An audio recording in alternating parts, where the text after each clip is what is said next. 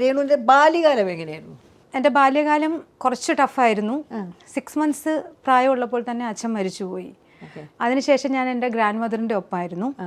ഞാനും ഗ്രാൻഡ് മദറും ഉള്ള ഒരു ലോകം. ഞാൻ വളർന്നത് ചേത്തക്കൽ എന്ന് പറഞ്ഞ ചെറിയൊരു ഗ്രാമം, പത്തനംതിട്ട ഡിസ്ട്രിക്ട് റാന്നി, അവിടെയാണ് വളർന്നത്. അമ്മയുമായിട്ടുള്ള ഒരു ലൈഫ് എന്ന് പറഞ്ഞാൽ രാവിലെ ഒരു 3:30 മോർണിംഗ് എഴുന്നേൽക്കുന്നു, കുളിക്കുന്നു, 4 o'clock അമ്പലത്തിൽ പോകുന്നു.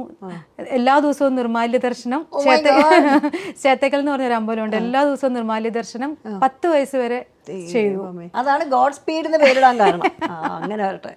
അപ്പൊ അങ്ങനെ ഒരു ലൈഫ്. പിന്നെ അമ്മ പ്യുവർ വെജിറ്റേറിയൻ ആയിരുന്നു. അപ്പൊ അമ്മ എപ്പോഴും വെജ് ഫുഡ് തന്നെ അത് പ്രിഫർ ചെയ്തു. പിന്നെ എഡ്യൂക്കേഷന് വളരെയധികം ഇമ്പോർട്ടൻറ്റ് കൊടുക്കുന്ന ഒരാളായിരുന്നു എൻ്റെ ഗ്രാൻഡ് മദർ.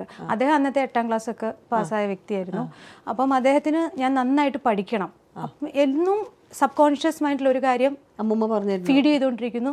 സ്വന്തം കാലിൽ നിൽക്കുക, എന്ത് ജോബും ചെയ്തോളൂ, പ്രൗഡോടുകൂടി.